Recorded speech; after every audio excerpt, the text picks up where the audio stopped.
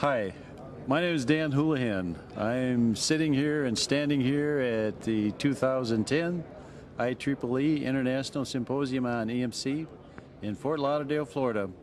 And we have the honor today of having three of our distinctive founders of the Institute of Radio Engineers, the professional group on radio frequency interference. We're going to ask all three of these gentlemen some questions, and they're going to give their best answer. The three founders are, starting on my left, Mr. Milton Kant, and in the middle, Mr. Melvin first, and on the far right, Dr. Ralph Showers.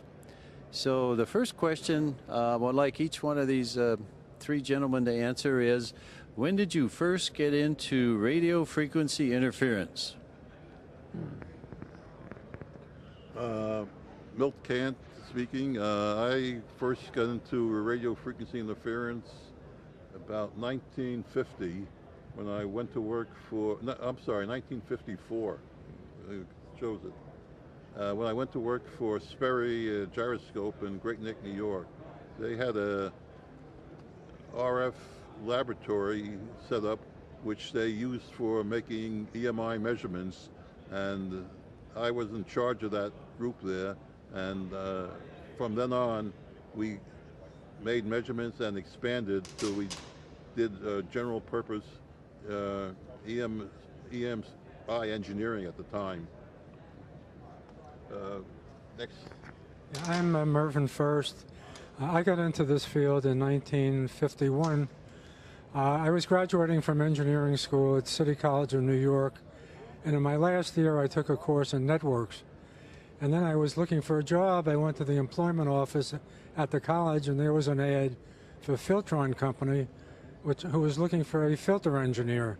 I said, gee, I just studied filters. Looks like it should be interesting. And I ended up getting interviewed, getting the job. And initially I did not only filter design, but I ran shielded room tests on equipment and designed suppression systems so they would meet military specs. That's how I got into it. I'm Ralph Showers. I got involved in 1948 when my boss negotiated a contract with the Navy to look at instrumentation problems for measuring interference. In any event, I was introduced very promptly to Leonard Thomas, who was very active in development of the Navy's capabilities in EMC, and we worked for many years after that with his organization and participated particularly in the development of the Stoddard line of radio instrument measurements.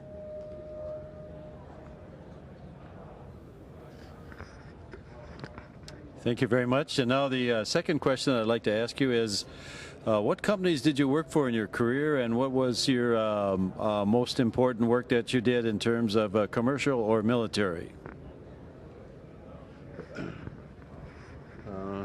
I started working for actually the CAA, which was now the FAA. I worked for them for a few years, and I worked for the Air Force at Romeo Development Center for about 4 years. Then I went to Sperry Gyroscope in Great Neck for about 16 years.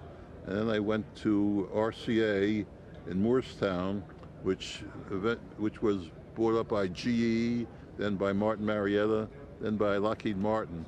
And I left just before Martin Marietta took over from GE, about 1992 or so. Well, as I indicated, I started with the Filtron Company in Flushing, New York. I worked there for 10 years. I was the chief filter engineer.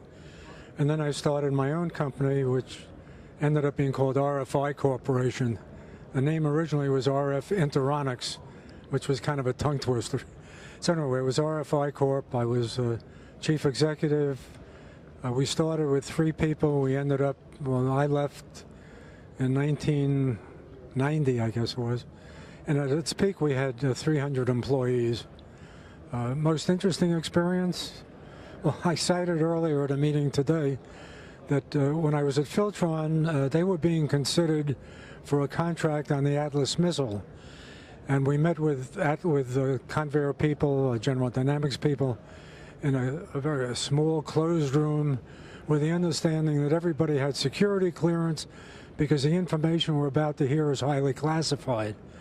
And this was on the Atlas missile, and we were told what the maximum height of the missile was and some other details. And as I say, we're all sworn to secrecy. And a week later, the whole story appeared in Aviation Week magazine. So all of that security was out the door. Thank you. Well, I was at the University of Pennsylvania at the time, which I was retired from many years later. The introduction of the work in radio interference led to a lot of activity. We had contracts with the Navy, with the Air Force, and all the military branches, and that in itself was a very interesting experience. But I would say the most interest developed from as a result of Leonard Thomas's interest in standards, and particularly international standards. He was serving as a member of the CISPR, which is organized out of Geneva and London, and he was a member of that committee. Eventually, I ended up being a member of the committee and eventually a chairman of the committee. Okay, for a final question for our three distinguished gentlemen this afternoon is, how have their careers been affected by their participation in the local chapter activity or the national activities of what was originally the professional group in RFI and is now the IEEE EMC Society? So Milton, we'll start with you again. Well, that's a little difficult question to answer from the way it's posed that way. I can say that I was, as one of the founders, I was also active, and I was chairman of the New York chapter for a number of years. I was chairman of the symposium that was held in New York in 1964. I was also active in other aspects of the society, like the EMC abstracts port, which I initiated, which helps disseminate EMC information to other members of society. And I was active on the administration committee, well, not for a number of years. And I'm not quite trying to think there are. Of course, attending the symposia, I guess, was the most important fact. I mean, initiating the symposia and attending them, most of them, I think, has really been an important part of the career, and meeting other people from other organizations who are working on different aspects of EMC, and trying to spread the information and the importance of EMC in design work. So it's sort of a mixed question how it affected me and how I interacted with it over the years. Being active in the local chapter really gave us an entree and a connection with local engineers who had the need for information about not only about our products, but about support for electromagnetic interference and compatibility. So being local, we were within a stone's throw distance of many potential clients and many potential engineers who needed our services and found them readily available because we were in such close proximity. Of course, being part of the national group did the same thing on a national or international level, that we were available. We knew who to deal with, who to connect with, who needed our services. And because of conventions of this type and other technical literature that came out, we were in a position to provide the needed services for people in the EMI RFI field. Okay.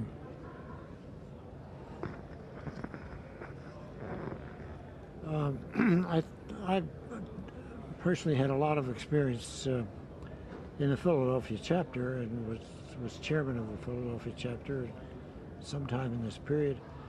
I think the greatest influence of the society was actually in the technical program, which has always had instrumentation standards and standardization work discussed on the program, so that there was a lot of interaction between all the people that were interested in this, the manufacturers and so on, and that's had a tremendous influence on what we finally developed. The result of much of this discussion was simply to improve our instrumentation as it existed, and to document the importance of all of the factors, shielding and the physical factors that are involved in EMC, which has been distinctly promoted by the efforts of the activities of the EMC Society. So there's no question about, to me, the validity and value of participation in the society.